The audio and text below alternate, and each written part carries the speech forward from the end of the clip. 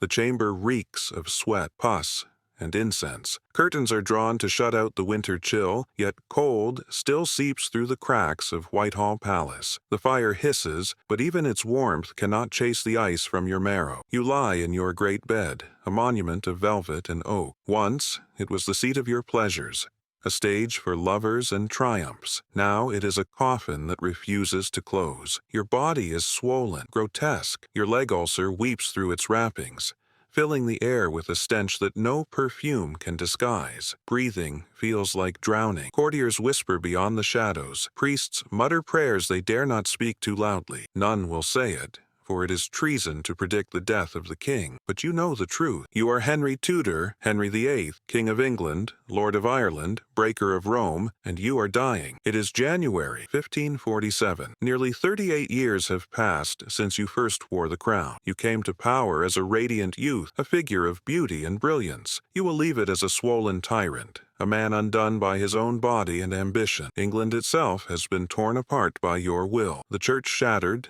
monasteries plundered, wives discarded and beheaded, ministers betrayed. And yet here, in this chamber, none of it matters. No army, no cathedral, no crown can shield you from the truth. This is not only the story of a king, this is the story of a body collapsing under its own weight, of pride corroded by decay, of mortality catching even the mightiest man. Before we continue, subscribe for more stories where you don't just hear history, you live it. You are not meant to be king, not at first. June 28, 1491. You are born at Greenwich Palace, the second son of Henry VII and Elizabeth of York. Your elder brother, Prince Arthur, carries the weight of destiny. You are the spare, the shadow, and perhaps that is why you are allowed to flourish. While Arthur is steeped in politics, you are given freedom. Tutors, books, sports, music. You learn Latin, French, theology. You become a master of the lute and the organ. You dance, you compose, you write poetry, and you ride. Oh, how you ride. The horse beneath you becomes an extension of your will, the tilt yard, your stage. You become the very model of the Renaissance prince, tall,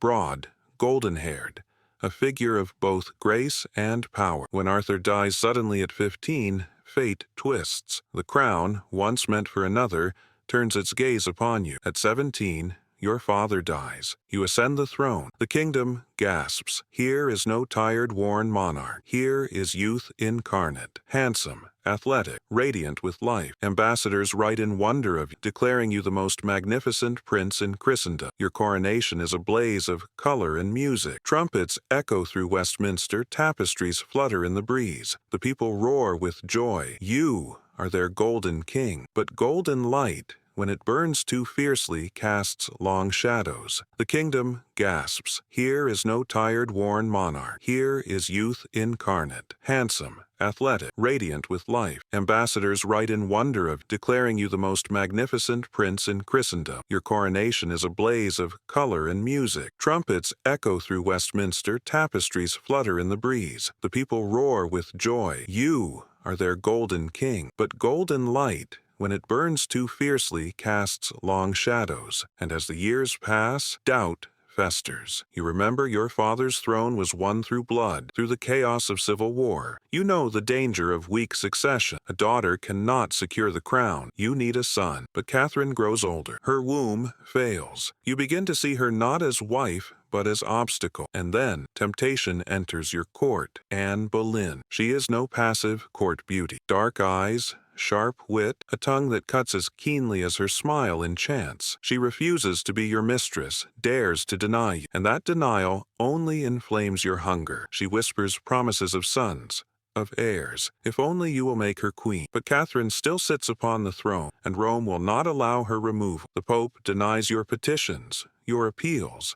So you take what you desire another way. You break from Rome itself. You tear England from centuries of obedience to the Pope. You make yourself head of the Church of England. Bishops bow. Monasteries tremble. The world gasps. Catherine is banished. Anne is crowned. For a time she is everything you imagined. You are intoxicated, drunk on her fire. When she gives birth in 1533, you rush to cradle the child. But it is a daughter, Elizabeth. Disappointment curdles into resentment. Miscarriages follow. Rumors whisper of betrayal, of witchcraft, of her flirtations with courtiers. Whether true or false, you allow them to grow. By May 1536, Anne is accused of adultery, incest, treason. She stands on the scaffold, the wind whipping her black hair. She prays, kneels, and the sword falls. Her blood seeps into the earth of the tower. You are already preparing to wed Jane Seymour. Love, legacy, blood, all blurred into one endless pursuit of sons. Jane is quiet where Anne was fierce, obedient where Anne was defiant. She soothes you, and in 1537 she gives you the one thing you have craved above all else, a son, Edward. The court erupts in celebration. Bells peal, bonfires roar, processions march. The Tudor line is secure, but joy is fleeting. Jane dies just 12 days later, broken by childbirth. You mourn her with a grief you never showed for Catherine or Anne. You wear black for months. You call her your true wife. It is Jane, and only Jane, who will lie beside you in death. But though you have your son, your hunger does not end. By 1540, your ministers press you to secure another alliance. Thomas Cromwell, ever practical, arranges a marriage with Anne of Cleves, sister to a German duke. A portrait by Holbein flatters her, showing a fair, noble woman. You agree. But when she arrives in England, reality shatters illusion. She is plain, awkward, her features unkind to your eyes. You sneer that she is nothing but a Flanders mare. The wedding proceeds nonetheless. On the wedding night, you fail to consummate. You complain bitterly of her smell, of her body, of your disgust. Within months, the marriage is annulled. Anne accepts her fate with grace, calling you her brother. You grant her estates and wealth. But Cromwell, the architect of this humiliation, pays dearly. Once indispensable, he now becomes expendable. By summer, he kneels on the scaffold, his head severed at your command. And then fire enters your life once more. Catherine Howard, barely more than a girl, no more than 16, cousin of Anne Boleyn. She is laughter, flirtation, youth incarnate. She calls you her husband, but she dances with other men, whispers to other lovers. Still, she makes you feel young again, alive in ways your ulcered body no longer allows. You shower her with jewels, clothes, palaces, but passion turns to betrayal. Rumors reach your ears of her indiscretions, of her secret meetings with Thomas Culpeper. The court investigates. Proof is found. Confessions drawn. You are shattered. You rage. You weep. You call her your rose without a thorn, and then you condemn her to die. On a cold February morning in 1542, Catherine climbs the scaffold at the Tower. She trembles, but finds courage enough to kneel. The axe falls, another queen lost, another soul claimed by your hunger. Your sixth and final wife is Catherine Parr. Wise, pious, learned, she is not chosen for beauty but for stability. She soothes your temper, nurses your wounds, becomes mother to your children. Catherine Parr is the only one who outlives you, but long before your final marriage, your body had already begun its betrayal. January 1536, a bright winter day. You enter the tilt yard, armored and astride your horse, still determined to prove yourself the warrior king. The crowd cheers as you lower your lance and charge. But disaster strikes. Your horse stumbles. You fall, the beast crashing down upon you. Armor splinters, ribs crack, flesh tears. For 2 hours you lie unconscious, the court fearing you dead. When you wake, your body is forever changed. Your leg never heals. An ulcer blooms, festering, oozing pus and blood. Surgeons slice it open, cauterize with red-hot irons, pack it with foul-smelling poultices of herbs and honey. Nothing works. The pain is constant, searing, unrelenting. You cannot walk without agony. Once the radiant prince, you now must be carried in chairs, hoisted by pulleys, moved like a broken relic. The wound festers not only in flesh, but in spirit. Your temper shortens.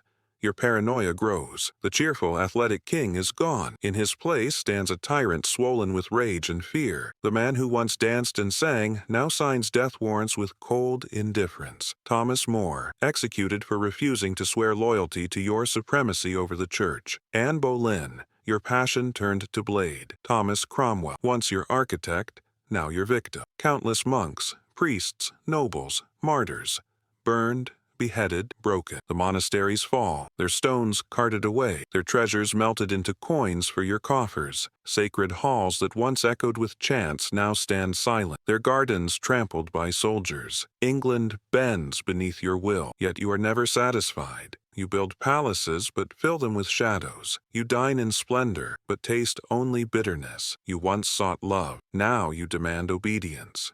By the 1540s, you are no longer the man you were. You weigh nearly 400 pounds. Your belly swells vast. Your jowls sag. Your face flushes red with every effort, sweat pouring even in the cold. Your ulcer leaks constantly, its stench so foul that courtiers cover their noses. At times it bursts in public, soaking your hose in blood and pus, and yet you feast, tables grown with roasted swans, pies of venison, pudding sweet with sugar, goblets of wine and ale. Eating is power. Eating is defiance. But eating cannot silence death. Each night, you struggle for breath. Each morning, you awaken weaker, heavier, more broken. And still, no one dares tell you the truth. January 1547, Whitehall Palace. The days are short, the nights endless. Your chamber reeks with incense.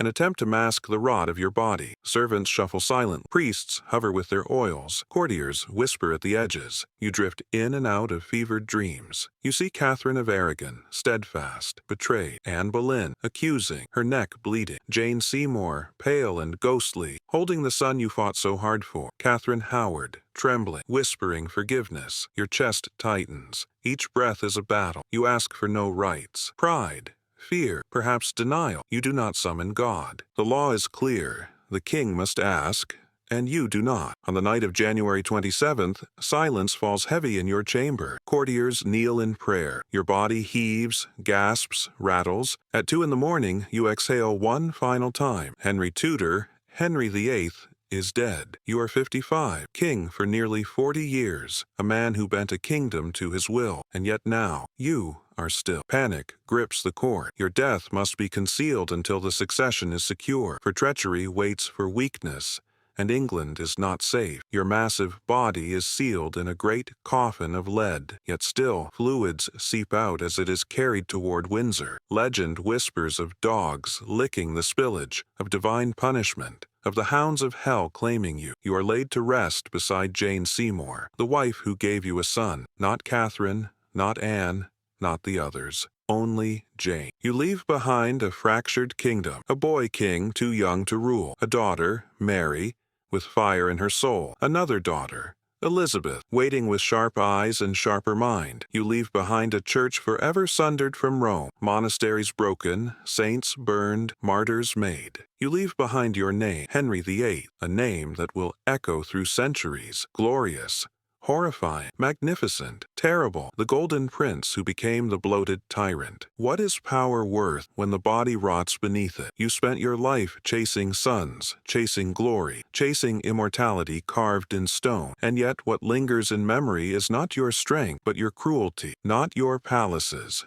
but your wife's blood, not your hymns, but the stench of your deathbed. The tragic death of Henry VIII is more than the fall of a king. It is the truth of mortality itself. Every crown crumbles, every throne empties, every king rots, and so we are left with the only question that matters. When your breath fails, when your body decays, when your name is spoken only by history, what will they say of you? But your wives are not the only victims of your hunger. Your ministers, men who built your kingdom, who shaped your destiny, are devoured too. Think of Thomas More, once your trusted advisor, your friend, the man who laughed with you, debated theology with you, shared your vision of a learned, enlightened England. You admired his wit, his conscience, his brilliance, but conscience stands in your way. When you sever from Rome, More will not bend. He will not swear that you, Henry Tudor, are supreme head of the church. He clings to his faith. He clings to the Pope. And so, in 1535, he is led to Tower Hill. The crowd weeps as he ascends the scaffold. He speaks softly, forgiving,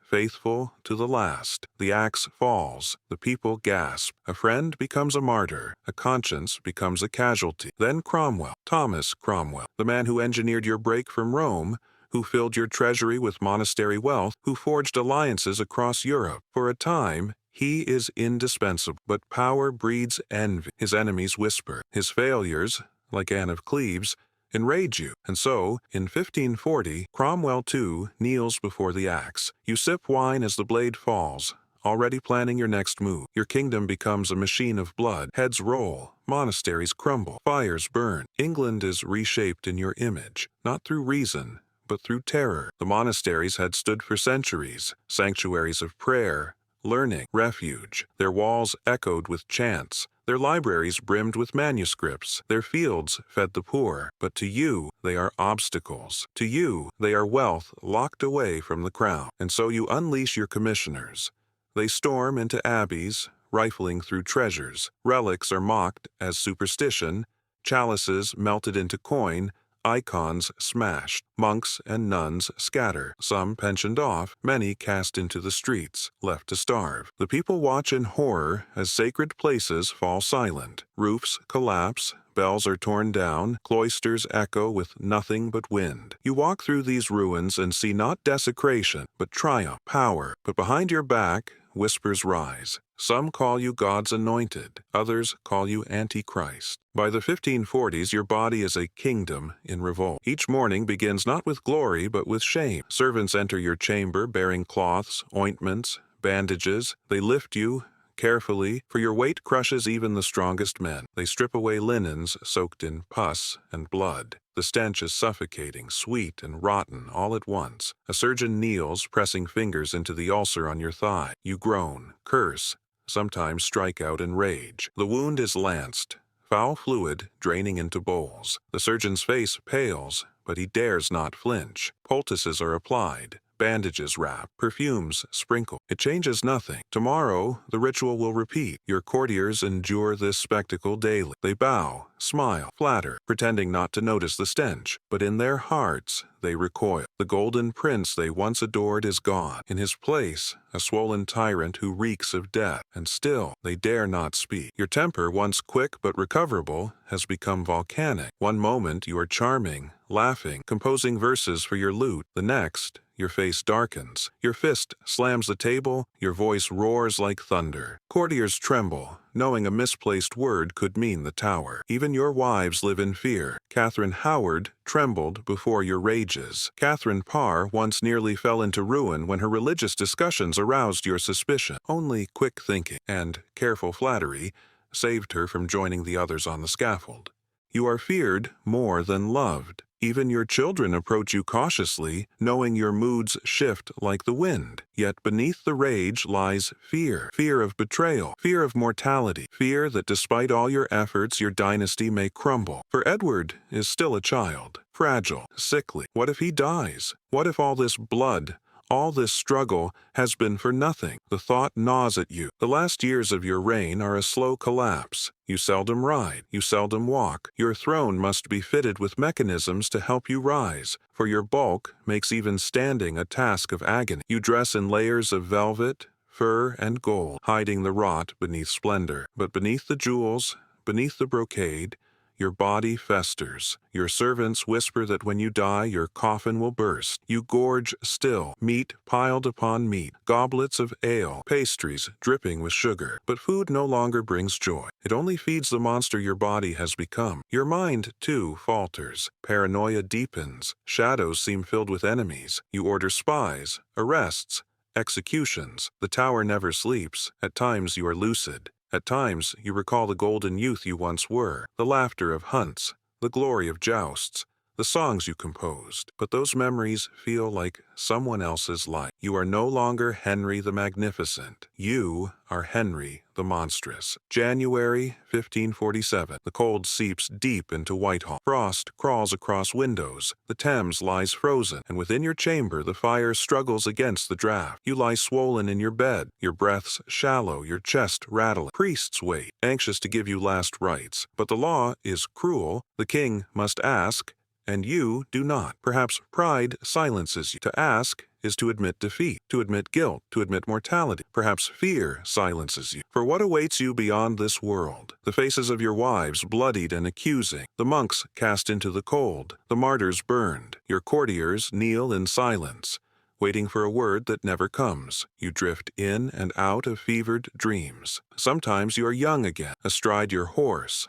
lance in hand, the crowd roaring your name. Sometimes you are on the scaffold, the axe descend. Sometimes you stand before God's throne, naked, judged. The nights stretch endlessly. On the evening of January 27th, your body convulses. Sweat soaks your sheets. Your lips murmur incoherently. Servants rush to your side.